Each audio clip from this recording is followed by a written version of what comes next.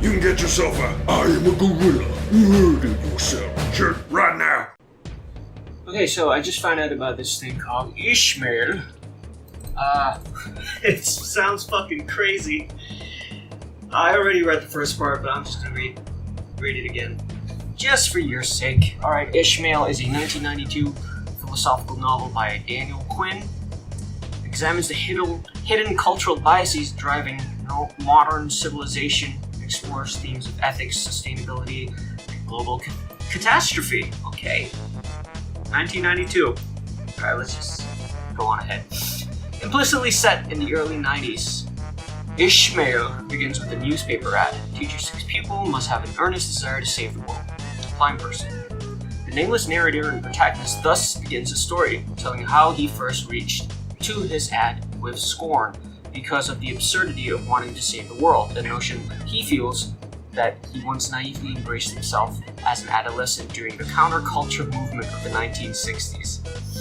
I mean, at this point I know it's a gorilla, so I don't know how long gorillas live. This part might be just bullshit. Who knows? Let's go ahead. Feeling he must discover the ad's publisher, he follows its address. Oh, okay, wait. The narrator is the student, I guess. It's not ISHMAEL. Okay. Alright, that makes sense. Feeling he must discover the ad's publisher, he follows its address, surprisingly finding himself in a room with a live gorilla. On the wall is a sign with a double meaning. With man gone, will there be hope for gorilla? Suddenly, the gorilla calling himself ISHMAEL begins communicating to the man telepathically. This shit is crazy. When I first read this, I thought, was it a talking gorilla? That would have been crazy already, but this guy's telepathically communicating! What the fuck? At first baffled by this, the man learns the story of how the gorilla came to be here and soon accepts ISHMAEL as his teacher, regularly returning to ISHMAEL's office. The novel continues from this point mainly as a dialogue between ISHMAEL and his new student. I love saying ISHMAEL. Fucking Jewish gorilla.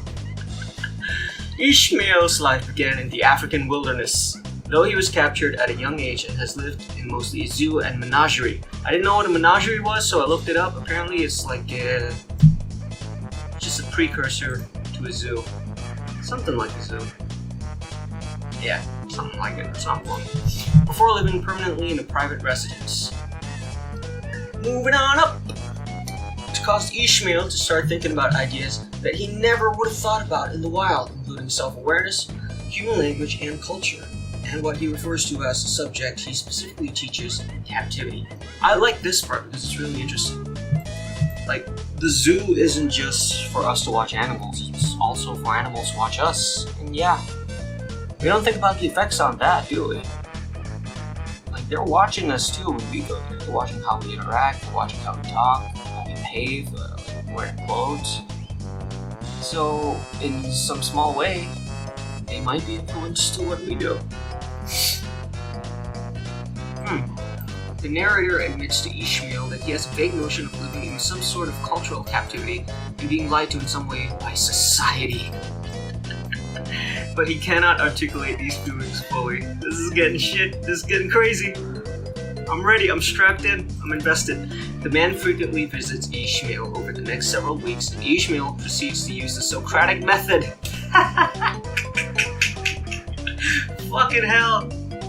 I don't even know what the Socratic method is, and a gorilla's beat me to the punchline.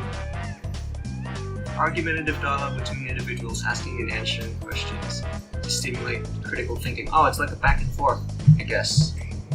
Okay. I guess, is Socrates the guy who kept asking me why? Let me check that out. Socrates, why? What is Socrates best known for?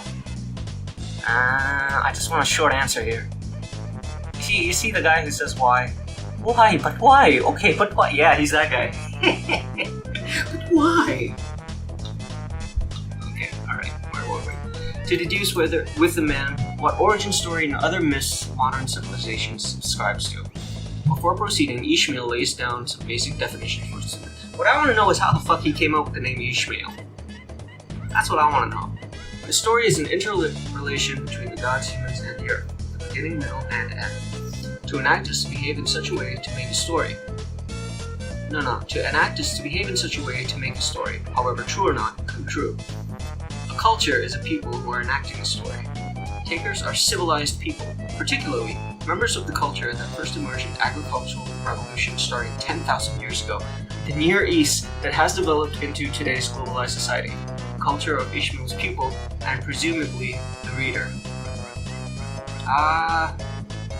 Yeah, I guess, yeah, we were the hunter-gatherers, and then we started farming, and then one thing led to another, and now we're here reading Wikipedia. Leaders are people of all other non-civilized cultures existing in the past and the present, often derogatorily referred to by takers as primitives. So I guess it's fucking guys with sticks and spears on that island that killed that one guy. Yeah, they're probably leaders.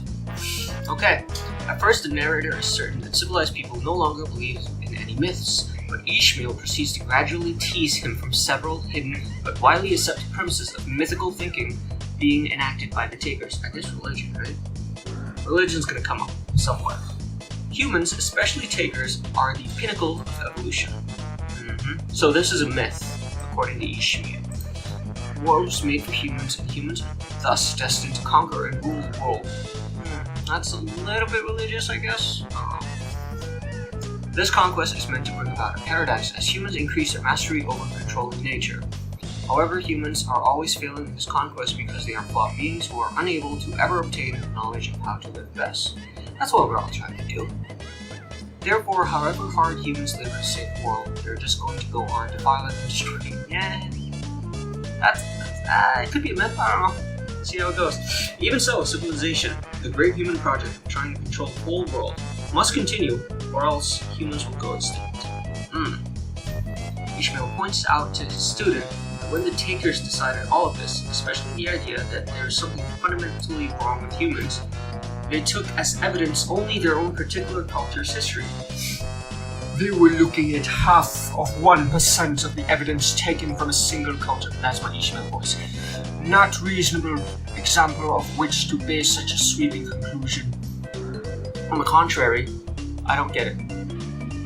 Okay, they're only looking from one side, and it's not. You can't just look at one side to make a conclusion. Okay. On the contrary, Ishmael asserts that there is nothing inherently wrong with humans, and that a story that places humans in harmony with the world will cause humans to enact this harmony, while a destructive story such as this will cause humans to destroy the world, as humans are doing now. Okay, so he's a optimist. And he's saying what you believe is what you do. I can get behind that. No, if you believe you're gonna do good in the world, you're gonna do good in the world. But if you believe you're fucked up, you're gonna fuck things up. I like that. I'm with Ishmael on this one. Ishmael goes on to help his student discover that, contrary to his table worldview, there is indeed knowledge of how humans should live, biological laws that life is subject to, dissembled by studying the ecologic patterns of other living things. Is he gonna go on the whole Jordan Peterson lobster thing? He might. Let's go ahead. Let's see where this goes. It's fucking gorilla telling all this. Not talking, by the way. He's using his mind. This is wild. Holy shit. Interview with the gorilla. Together, Ishmael and his student identify one set of survival strategies that appear to be true for all species, later dubbed the law of limited competition. In short, as species, you may compete to the full extent of your capabilities, but you may not hunt down competitors or destroy their food or deny them access to their food. Okay. In other words, you may compete, but you may not wage war. Sounds like the idealistic capitalism to me. I don't know, I'm a fucking idiot. I'm just reading. Alright, it's called Russell Reads. I don't know what the fuck I'm talking about.